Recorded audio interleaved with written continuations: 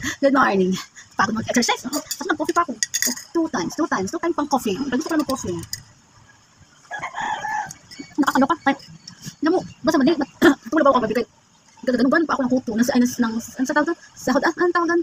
Anak ng kuto. Ano tawag doon? Kuruman? Ano tawag doon? Oo, kasi parang kapit-kapit ng ulo ko. Kaya si Baby Simon ko kayo minsan may mga kuto maliit. Oo, yung pigsa. Yung maliit yung baby ng tawag dito po. Hindi ko sorry. Kasi hindi ko nakikita yung mga sinasabi ko. Kaya yung masasabi natin minsan kay wala sa shampoo. Oo. Siguro hindi tayo hiyang. Hindi tayo hiyang sa shampoo na yun. Kasi noon naman ginagawa namin pag hindi hiyang sa amin yung shampoo na yun. Nagpapalit kami ng shampoo. Okay, nagkakati-kati ang aking ulo. Kaya baka may nakikita ko parang anak na sahod na. Ang tawag ba dito? Yung ginaganon. Kaya alam mo dati yung bago kong tropa. Dami na kuto. Ay galing probinsya yung dati. Matagal siyang probinsya nung dati. Tapos for the first time nagtrabaho siya ng company. Tapos kami ang naging magka-work, naging friendship kami. Ngayon, sumasama-sama siya sa bahay. Buhay pa na ng mama ko noon. Yung mama ko napakahilig din sa mga kuto. Ang hilig din na pati kami nakapuyat-puyat sa matutulog sa tanghali. Kaya matulog, kailangan siya makakutuhan. Kutuhan siya palagi. Oo, si mama ko napakahilig magpakuto.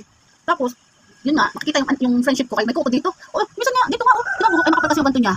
Oo, si friendship, si She, tamboyin din yun. Nakita ko, dami kuto nun for the first time. Napunta dito ng Laguna. Kaya galing siya ng Bicol. Oo, okay. Tagal siyang naging, ewan ko ba sa batang yun. Oo, sa first time dito may kuto. Sabi ng mama ko, ay, ano yan, dali mo yung kuto. Bigyan mo sa akin yung kuto. Mama, kukutuhan ko yung friendship ko, no. Ang mama ko nakatambay din sa tabi namin kay nakakuha ako ng kuto. Pero ang sahod doon sa ulo ng mama ko. Sige, tuwa yung mama ko sa friendship ko na yun. Close na siya kasi nakuto. Oo, okay. Medyo mas may lagsa. Ang tawag dito. Limutan ko na, hindi naman kalimutan. Alam ko siya, pero masabi yung kuto. Mauna ng anak ng kuto. Ginaganon ko yung friendship ko dati. Yung nanay ko, tuwan naman yung nanay ko. Pero yung time na yun, stroke na yun. Tuntua pa, kay ginaganon. Minsan nakahiga. Kaya naman yung friendship ko na ito, magkita nila sa bahay. Ako ang nai-stroke ng malintek. Kukutuhan. Habang minsan yung friendship ko nagsasaganon ko na sa nanay ko. Okay, nahirapan ako minsan. Dugtong kami tatlo. Makakaloka. Ewan ko pa naman sa linis. Ewan ko siguro. Kasi yung probinsya, dala kasi batang yun. Hindi ba siya bata, di ko. Pilit siya sa ano. Tapos, pag natutuwa yung nanay ko, alam mo yung naging close na close sila, no. Tapos kaso namatay na nga yung mama ko kasi na. Diba, anong time na yun, naka-high blood na yun, na-stroke na yun, ng puso. Yung unatake na yun. Tapos, yun, sinugod na naman namin sa ospital noon. Sinugod na sila kasi inatake na naman siya. Pero ano na siya doon, nakaupuan na siya, talaga din siya ako salita, gusto na ng pagkain kuya ko. Tapos inatake na naman, tapos punta na naman kami sa ospital.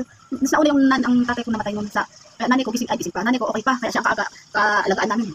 So inatake na naman namin noon. Tapos pagdating sa ospital, na kailangan kinausap ng doktor na ano ba para magkahinga. Sabi ko sige po, kahit po anong mangyari, lagyan na lang po ng ano para magkahinga ang nanay ko. Aba, tingin ko, yung nanay ko parang hindi pumayag. Oo, ayaw niya magpatusok ng ano dito para magkahinga. Tapos na ano ba siya na ICU, nadala na siya na ICU.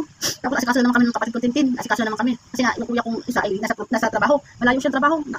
Kaya hindi mo na kanang umaano ng Tintin ang mag-asikaso. Sa trabaho naman kami, may card kami. Kaya napaswerte din naman sa pagiging isang regular sa company kasi may mga card yun. Tapos hindi lang para sa atin nagka-card. Pamilya, kung gusto natin parents o kapatid, pwede ka kumuha ng card na yun. Kaya, swerte din. Yung gising pa yung magaling pa yung nanay ko. Pag sabay sila lagi na ospital. Kasabay sila. Gusto nila lagi badi sila sa pagpunta sa ospital. Oo. Konti ko dyan, nakahinga yung papa ko pupunta sa ospital. So yung mama ko doon, hindi nakabantay din sa ano. Parang sila naka-ano. Ay buti na may card kami. Kaya medyo okay naman sa amin Tintin ng kapatid ko. Yun na nga, yung makapunta na yung mama ko yung pinakahuli na nagkasakit. Siya lang ang naiwan kasi papa ko ay nakapunta sa dagat. Nakapunta na sa langit si papa ko. Kaya yung mama ko noon, dapat na plano namin palagay ng panglagay sa bunganga para lagay ng hangin. Hindi na ang nanay ko ayaw niya talaga ayaw. Hanggang sa pinipilit ng mga doktor, naawa man ako tumingin kasi nakita ko yung nanay ko kahit parang sinasarado ang bunganga niya.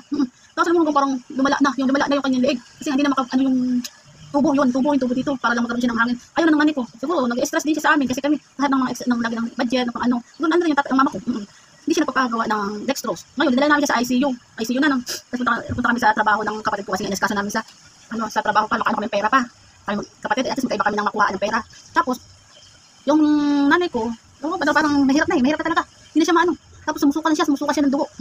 Ngayon, pumunta ako sa ospital. Ako yung tagapag-usap sa doktor. Tapos sabi parang tinanong namin, Dok, pero marami po bang dapat kami gawin na para gumaling nanay ko? Sabi ng doktor, kung ako sasabihin ko sa iyo, sobrang na yung nanay mo, malala na talaga ang sakit niya.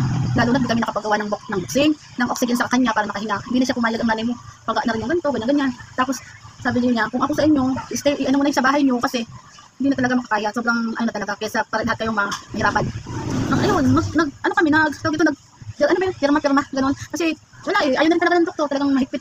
Sobrang malala na talaga. Alam mo, dinala namin yun sa bahay yung mama namin. Damo na talaga nung hapon na yon, nagdala siya ng tanghali, kahiga na siya sa higaan sa may sala. Higa siya tapos nagano ko ng pera. Pumunta ako ng Dianas pumunta ako ng Dianas ng hapon. Pumunta ako ng kasi kumuha ako ng damit ng nanay ko. Oo, kasi gusto talaga ng nanay ko ng magandang damit na puti. Yung pag nagsisimbayan, gusto niya lagi madami ang damit niya puti. Ngayon, nag-order na bumili ako doon sa Dianas. Naghanap talaga ako ng magandang puting damit, kahit na mahal, okay lang, basta makakuha ako sa nanay ko. Ay, okay. Yun, hanap talaga ako ng damit doon. Kasi sa Dianas, kasi may maganda panjit ang Dianas dati, maraming tindahan. Hanap ako ang ganda ng kulay, ang ganda ng damit na yun, pang simba. Yun, alam mo, dumating ako sa bahay, siguro maganda alas 6. Alas 6 yata ako dumating doon. Aba, bago mag alas 7, yung nanay ko, kasi may mga bisita pa ako ng tropa, kung may mga bisita pa ako sa bahay na yun. Kasi doon pa yung mga friend ni mama ko, mga tropa-tropa ang chikahan, andun din sa bahay namin, kasi yung kapatid niyang maligalig, ni mama, andun din. Aba, yung nanay ko, natigok siya, alas 7. Alas 7 ng gabi, doon namatay yung, mama ko. Umiga pa siya isang beses, sabay, natumba na, at parang tumaas na yung dibdib yata, bumagsak na, tulog na, wala na. Parang inantay niya lang makuha, hinantay lang ng nanay ko, yung na-deliver, yung nakabili akong damit niya. Gusto ko talaga ng damit na puti, pati simba. Oo, yun, bumili na ako. Kung kailan bumili ako, inantay pa ng nanay ko. Imbis na pagalingin ko nga para matuto, ay tawag para maging masaya siya, gumaling-galing kasi nga, nagaluhan ko siya ng damit. Oo nga, ang ending, natigok malalo ang nanay ko. Oo, siguro parang nagpaalam na yung nanay ko, dahil sa kanya damit. Tapos yun, kaya namatay yung nanay ko. Yung kapatid niya, para naman ulaga naman dun. Kaya imbis na kami maganda iyakan ng mga anak. Ba, nakita kong tomboy na isa, para paimok-imok naman yun, magtatang, natigok na yung nanay ko, ay nahabot. Yung nanay ko, binabagsakan ng kapatid niya. Yung kapatid ay bagsak yan, parang pasira-sira din yung nanay ng kapatid niya. Magbaman yan. Yun. Wala na, kaya talaga ang buhay, wala tayong magawa. Wala na kang magawa eh. Ayun na yung pinagano namin. Kasi inantay lang ako ng nanay ko na makabili ako ng magandang damit niya eh. Kasi nagagano ako talaga for the first time, napakaganda ng damit niya. Kasi ba lang siya. So yun, tawag na kami sa kung saan naka-schedule yung nanay ang tatay ko. Doon na rin siya naka-schedule para magkasama sila. Ayoko rin naman na magkalayo sila. Wala, no choice ako. Umiyak lang. Doon talaga ang buhay. Siguro, ang ending, ang responsibilidad ko lahat, di po mal. Ay, for the first time, hindi talaga ako dahil nakipag-usap kahit saan. Kasi mga ibang tao, hindi ako nakipag-usap kasi ang nanay ko madaldal yun. Tsaka tatay ko, mahilig sila nakipag-usap sa mga tao. Ako hindi talaga. Kasi may pitlaga ang nanay ko, kaya ano ko.